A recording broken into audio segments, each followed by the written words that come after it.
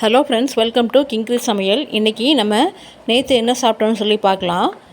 நம்ம வந்து கடையில் தான் நைட்டு டின்னர் வாங்கியிருந்தோம்.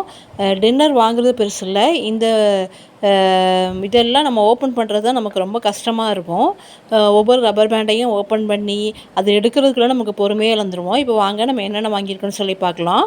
பரோட்டா வாங்கியிருக்கோம், அப்புறம் வந்து கிரில் சிக்கன் வாங்கியிருக்கோம், ஃப்ரைட் ரைஸ் வாங்கியிருக்கோம், அப்புறம் அந்த பரோட்டாவுக்கு சால்னா கொடுத்துருக்காங்க, அதை நம்ம ஊற்றிக்கிறோம் இப்போது. அப்புறம் வந்து மதியம் வச்ச மீதி உள்ள வாழைக்காய் ஃப்ரையும் இருக்குது. இந்த பரோட்டா கூட வந்து இந்த மாதிரி ஒரு கட்டி சால்னா ஒன்று கொடுப்பாங்க, ரொம்ப டேஸ்ட்டாக இருக்கும். இது வந்து கோயம்புத்தூரில் பன் பரோட்டா. பன் பரோட்டா எத்தனை பேர் சாப்பிட்ருக்கீங்கன்னு சொல்லுங்கள், எத்தனை பேருக்கு பிடிக்கும்னு சொல்லுங்கள். இந்த மாதிரி பரோட்டா கிரில் சிக்கன் கூட வச்சு சாப்பிடும்போது செம்ம டேஸ்ட்டாக இருக்கும்.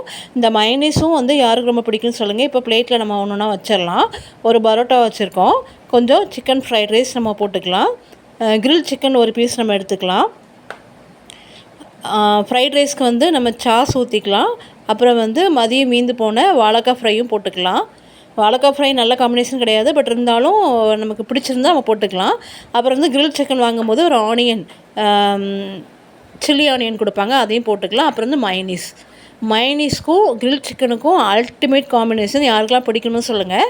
அவ்வளோதான், இன்றைக்கி நைட் டின்னர் நமக்கு இவ்வளோ தான். Super, thank you.